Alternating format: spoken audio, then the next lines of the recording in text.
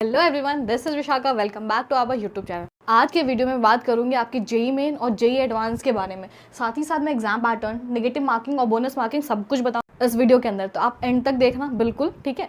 चलो शुरू करते हैं हम। ये बेसिकली बताने का पर्पस है कि अभी आपकी जेई मेन खत्म हुई है, अभी कुछ बच्चे जेई एडवांस देंगे। उसके अलावा अगर अभी 11-12 में जाने वाले बच्चे जो टारगेट कर रहे हैं जेई मेन और जेई एडवांस को, उनके लिए स्पेशली ये वीडियो बनाई गई है, जिसके बारे में मैं बताऊंगी एग्जाम पैटर्न के बारे में। साथ ही साथ अगर मैं बात करूँगी उसके अलावा तो आपकी नेगेटिव मार्किंग, बोनस मार्किंग, ठीक है। चलिए तो चलो आगे बात करें हम। अगर मैं बात करूँ जेई मेन की, तो आप सभी को पता है कि जेई मेन आपके साल में 2 बार ली जाती है, जनवरी के टाइम में और एक अप्रैल के टाइम में।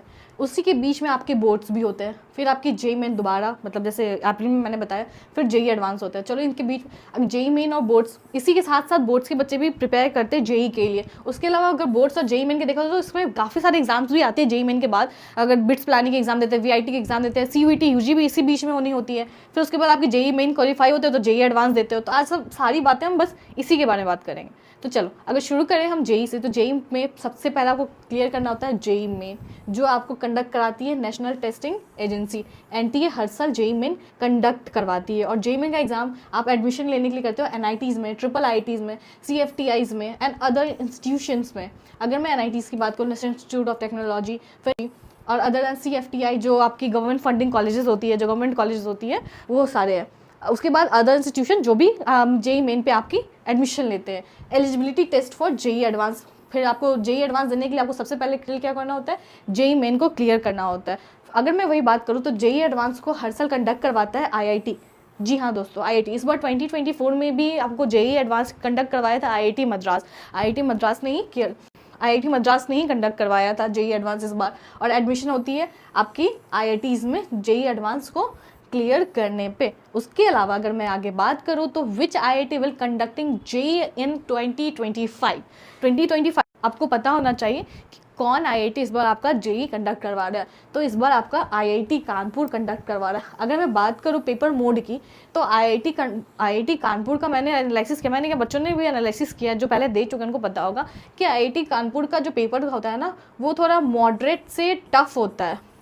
मैं डरा नहीं रही हूँ आपको, पर ट्रुथ यही है, बिटर ट्रुथ है। पर आईआईटी कानपुर जब भी सेट करता है उसका लेवल होता है मॉडरेट से टफ, और वही आईआईटी मद्रास करता है तो इजी टू मॉडरेट, मतलब इजी टू मॉडरेट वही बीच में ही रहता है। लेकिन थोड़ा आईआईटी कानपुर का यही है कि वो मॉडरेट से टफ की ओर ले जाता है। तो 2025 वाले बच्चे एकदम ध्यान से सुन लो कि अच्छे से प्रिपेयर करना है, जेई एडवांस क्लियर करना है। तो दिमाग में डालना कि आईआईटी कानपुर कंडक्ट करवा रहा है तो पेपर की लेवल क्या होगी, वो सिर्फ आपके प्रैक्टिस पर डिपेंड करता है कि आप कितना प्रैक्टिस और कितनी अच्छी तैयारी है आपकी, ठीक है। उसके अलावा अगर मैं बात करूँ आपकी बेसिक डिटेल्स की, जो आपकी जेई मेन की है, तो देखो मोड ऑफ एग्जाम आपको पता है सीवीटी ऑनलाइन ही होता है। ड्यूरेशन 3 घंटे की होती है। लैंग्वेज आपको पेपर देने की लैंग्वेज आपको इंग्लिश, हिंदी, गुजरात, और एडिशनल लैंग्वेज में आपकी लोकल लैंग्वेज आ जाती है, जैसे असामीस होगी, बंगाली होगी, कन्नड़ होगी, मलयालम, मराठी, उड़िया, पंजाबी, तमिल, तेलुगु एंड उर्दू जैसे लैंग्वेजेस मिलते हैं आपको सिर्फ जेई एडवांस में।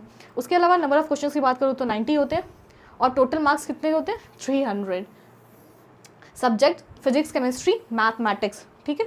उसके अलावा अगर मैं बात करूँ टाइप्स ऑफ क्वेश्चन, तो आपके एमसीक्यू में आते हैं। फिर न्यूमेरिकल वैल्यूज़ भी अब एडिशन हो, पहले नहीं होता था, जब हमने दिया था तब नहीं हुआ था, लेकिन अभी से अब क्या कर दिया ना कि आपको न्यूमेरिकल वैल्यूज़ क्वेश्चन, कुछ सालों से न्यूमेरिकल वैल्यूज़ ऑफ क्वेश्चन भी पूछने लगे। तो 2 डिवीजन हो गई है, सेक्शन ए और सेक्शन बी में। अब मैथमेटिक्स में 20 क्वेश्चन, फिजिक्स में 20 क्वेश्चन, और केमिस्ट्री में एमसीक्यू वाले में करना कंपलसरी है।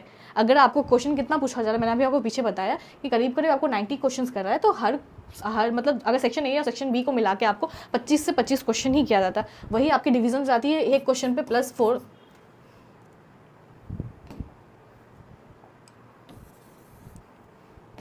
तभी आपको एक क्वेश्चन पे +4 मार्क्स मिलते हैं हर एक क्वेश्चन पे। तो एमसीक्यू वाले क्वेश्चंस को इंपॉर्टेंट होता है करना 2020। और वही सेक्शन बी में 10 क्वेश्चन पूछे जाते हैं, जिसमें से आपको सिर्फ 5 करना होता है। और सेक्शन बी मैंने आपको बताया कि न्यूमेरिकल वैल्यू के क्वेश्चन पूछे जाते हैं, ठीक है।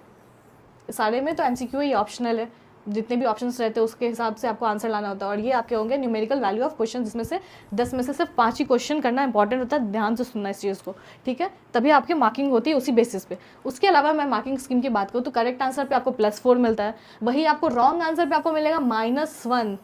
नेगेटिव मार्किंग भी है -1, और क्वेश्चन छोड़ देते हो, नहीं आता, अटेम्प्ट ही नहीं करते हो, तो 0।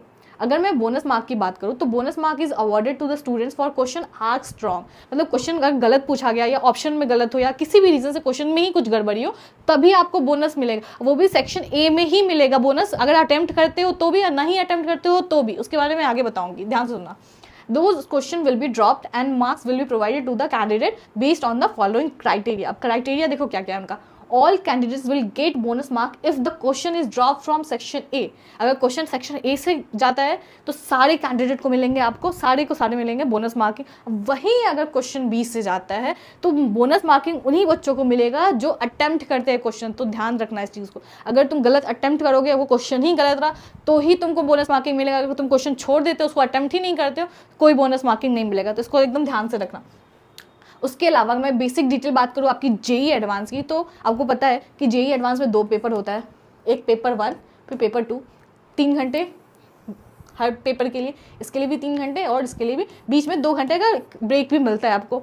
उसके अलावा मैं बात करूँ लैंग्वेज की, तो इसमें जेई एडवांस में आपकी बस इंग्लिश और हिंदी पूछी जाती है, उसी लैंग्वेज में पूछी जाती है, कोई लोकल लैंग्वेज नहीं आता है इसमें। और सब्जेक्ट की बात करूँ तो फिजिक्स, केमिस्ट्री, मैथमेटिक्स, ठीक है।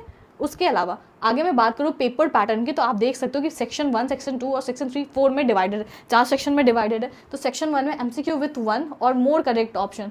सेक्शन 1 में एमसीक्यूज दे रखे रहेंगे लेकिन एक से ज़्यादा भी आंसर सही हो सकता है। मतलब क्वेश्चन पूछा है, फलाना ठिकाना ये क्वेश्चन पूछ रखा है, उसमें कह रहा है ABCD ऑप्शन दे रखा है, उसी में से आपको A भी सही हो सकता है, B भी सही हो सकता है, C भी सही हो सकता है। मतलब C भी सही होगा, मान लो कि C भी सही होगा, तो तीनों को मार्किंग करना है। अगर 1 करोगे तो उसी हिसाब से नंबर मिलेगा, 2 करोगे तो उसी हिसाब से नंबर मिलेगा। तो यहाँ यही कह रहा है कि एमसीक्यू विथ 1 और मोर करेक्ट ऑप्शंस, ठीक है, जिसमें नंबर ऑफ क्वेश्चन 3 होते हैं PCM से। करेक्ट नंबर पे आपको मिलेंगे 4 और रॉन्ग पे वही -2 मिलेंगे। अगर मान लो देखो अब ABC दे रखा है, D दे रखा है, ठीक है, इसमें से ये सही है, ये सही है, ये सही है, आपने तीनों पे लगा दिया, आपको +4 मिल जाएंगे, ठीक है। इसके बारे में मैं आपको मार्किंग स्कीम में आगे बताऊंगी, लेकिन फिर भी आगे ओवरव्यू दे रही हूँ कि होता क्या एक्चुअल में। अगर वही आपने AB लगाया, उसी हिसाब से आपको 2 नंबर मिलेंगे, अपना हम डिवाइड करके देख लेना कैसे बांट देंगे उसको, उसी हिसाब से मिलेंगे।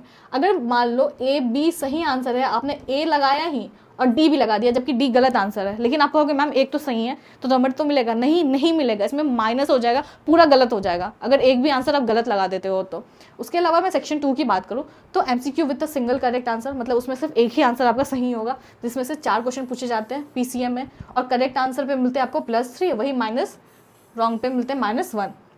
सेक्शन 3 की बात करूँ तो न्यूमेरिकल वैल्यूज आंसर, जिसके 6 क्वेश्चन होते हैं, +4 मिलते हैं करेक्ट पे और 0 मिलते हैं रॉन्ग आंसर पे, तो इसमें नेगेटिव मार्किंग नहीं होता है, ध्यान रखिएगा।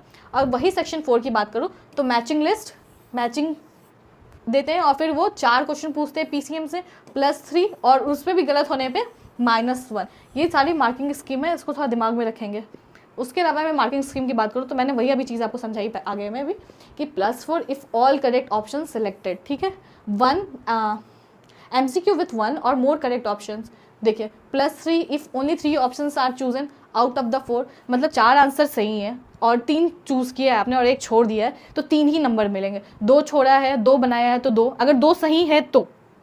अगर वही मैं सिमिलरली 2 और +1 के लिए वही बात होती है। और अगर आपने ABC में से ये आंसर, मान लो कि ये आंसर जो है आपका गलत है, फिर भी आपने क्या किया ना, इसको सही कर दिया है, इसको भी सही कर दिया, इसको भी सही, क्योंकि ये दोनों तो सही है लेकिन D वाला जो है ना वो गलत है, लेकिन फिर भी आपको इसको सही कर दिया। तो इस कंडीशन में क्या होगा ना, आपकी कोई मार्किंग नहीं होगी, आपको सीधे मिल जाएगा -2, सीधे आपको नेगेटिव मार्किंग दे देगी, कोई मर्सी नहीं इसमें। आप सोचोगे कि मैम यहाँ तो AB सही था, D ही तो गलत था, इसमें तो मार्किंग दिया जा सकता, नहीं, यही रूल है जेईई एडवांस का कि आपको यहाँ पे पूरा कट हो जाएगा, आपको सीधे -2 मार्किंग हो जाएगा।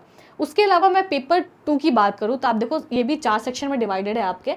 MCQ विथ 1 और मोर करेक्ट ऑप्शन, जिसमें से 3 क्वेश्चन PCM से आते हैं, जिसमें +4 आपका है, फिर -2 2 गलत होने पे। फिर वही मैं बात करूँ सेक्शन 2 की तो MCQ विथ तक सिंगल करेक्ट, 4 क्वेश्चन पूछे जाते हैं PCM से, करेक्ट पे +3 और रॉन्ग पे -1। वही न्यूमेरिकल वैल्यूज़ के क्वेश्चन आते हैं, 2 ही क्वेश्चन आते हैं, जिसमें से करेक्ट पे +3 मिलता है और रॉन्ग आंसर पे 0।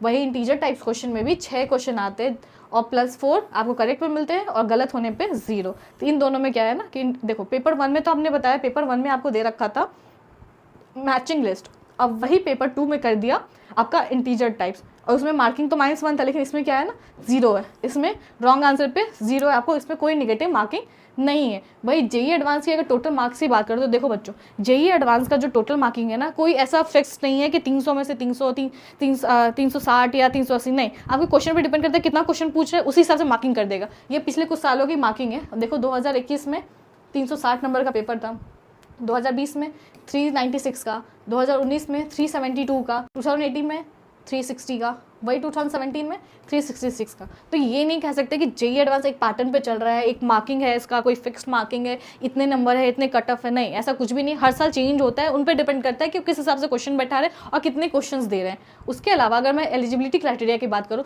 तो सबको पता है कि बोर्ड्स में आपको 75% आना ही आना है, तो ही आप एलिजिबल है किसी इक्विवेलेंट क्वालिफाई एग्जाम के लिए, और ST SC कैटेगरी के लिए 65%। ठीक है, देखो 75%, अब जैसे जेईई मेन निकल गया तुम्हारा, लेकिन बोर्ड्स में उतने नंबर नहीं है, तो कोई ना कोई एक कॉलेज होगा ही NITs के अलावा या किसी यूनिवर्सिटीज़ में जो आपको 60 या 65 पे ले रहा हो। लेकिन ज़रूरी यही है कि NITs में अगर जा रहे हो, क्वालिफाई करना चाह रहे हो NITs के लिए, तो 75% मार्क्स आपके बोर्ड्स में होने ही चाहिए। Candidate must be in top 20 percentile for respective 12th board exam. अगर आप स्टेट बोर्ड से हो, अगर उस बोर्ड में आप 20 परसेंटाइल मतलब टॉप 20s में आ रहे हो, तो वही बच्चे एलिजिबल होते हैं आगे एग्जाम में एडवांस में बैठने के लिए, आगे एग्जाम देने के लिए जेईई मेन का, या फिर एग्जाम तो दे ही देते हो लेकिन आगे के लिए एडमिशन लेने के लिए NITs में और IITs में, तो वो बच्चे 20 परसेंटाइल के अंदर होने ही चाहिए। बोर्ड्स क्या करती है ना, स्टेट बोर्ड्स आपको रिपोर्ट भेजती है, डेटा भेजती है जेईई वाले को कि हाँ ये बच्चे हैं, इतने बच्चे हैं, यही एलिजिबल है एडमिशन के लिए, तो उसी के अकॉर्डिंग आपकी एडमिशन होती है आगे के कॉलेजेस में। अगर मैं जेईई एडवांस की बात करूँ तो candidate should be in top 2,50,000 candidates, मतलब इन बच्चों के बीच में आना पड़ेगा, तभी आप एलिजिबल हो, including reserve category clearing JEE main को क्लियर करते हो और 2.5 लाख में आ रहे हो, तो ही आप एलिजिबल हो जेईई एडवांस का एग्जाम देने के लिए। उसके अलावा मैं बात करूँ नंबर ऑफ अटेम्प्ट्स की, तो candidate is eligible to appear for JEE main entry consecutive years for the years the appears for the 12th, मतलब 12th स्टैंडर्ड में अपीयर होते हो, फिर एक साल ड्रॉप लेते हो, फिर एक और साल ड्रॉप लेते हो, 3 साल कंसेक्यूटिवली देते हो, और 3 साल में कम से कम 6 पेपर होते हैं, तो उसके लिए आप एलिजिबल हो। और 1 ईयर 2 अटेम्प्ट्स जनवरी अप्रैल में, तो एक साल में 2 बार अटेम्प्ट होता है, तो मैंने बताया 6 अटेम्प्ट होते हैं आपके। ठीक है, 6 अटेम्प्ट देने होते हैं। अगर एक चीज़ और मैं क्लियर कर दी, तो आप 12th का बोर्ड दिए, आपने एग्जाम नहीं दी उस ईयर, नेक्स्ट ईयर दी, फिर भी वो काउंट होगा कि आप अपीयर हुए, आप दो ना दो, रजिस्टर करो ना करो, लेकिन वो काउंट होगा। इसलिए दिमाग में रख लेना, इस गलत फहमी में मत रहना कि मैंने 12th दिया, जेईई तो दिया नहीं, नेक्स्ट ईयर प्रिपेयर करके दे दूंगा तो मेरी 3 आगे मतलब 3 और चांसेस रहेंगी। नहीं, आपकी एक चांसेस खत्म हो गई है, 2 ही चांसेस मिलेगी आपको। तो इस चीज़ को ध्यान रखना। जो भी बच्चे ये सोचते हैं कि 12th में दे दिया, अभी बोर्ड्स दे दिया, मैं एक साल एग्जाम नहीं दूँ, एक साल ड्रॉप लेके फिर नेक्स्ट ईयर दूंगा, तो उनका एक चांस गया। तो ये चीज़ हमेशा क्लियर रखना कि ये चीज़ ऐसा होता है। बहुत बच्चे कंफ्यूज में रहते हैं कि ये चीज़ नहीं होता है। अगर मैं जेईई एडवांस की बात करूं, candidate is eligible to appear for JEE advance in 2 consecutive years from the year he appears for standard 12। ये यहाँ बहुत खास चीज़ है कि आप अगर 12th में अपीयर हुए, जेईई मेन क्लियर हुआ है, तो आप जेईई एडवांस दे सकते हो। फिर एक साल और ड्रॉप लिए, वो बच्चे जेईई मेन दिए फिर एडवांस दे सकते हैं, 2 ही बार दे सकते हैं, तीसरी बार अटेम्प्ट नहीं ले सकते। जैसे आप जेईई मेन में 3 बार दे सकते हो, वैसे यहाँ पे जेईई एडवांस में बस 2 ही टर्न मिलती है आपको, 2 ही चांस मिलती है। ठीक है, ये सारी डिटेल्स थी आपकी जेईई एडवांस के लिए। मैंने आपको यहाँ क्लियर कर दिया आपकी एग्जाम पैटर्न से, नेगेटिव मार्किंग से और बोनस मार्किंग से। तो ये स्पेशली उन बच्चों के लिए जो बच्चे प्रिपेयर कर रहे हैं जेईई एडवांस और जेईई मेन के लिए, तो उनको ऑल द बेस्ट, अच्छे से प्रिपेयर कीजिए। आने वाले टाइम में आप ज़रूर फोड़ के दिखाएंगे जेईई एडवांस। चलिए, good luck, have a good day.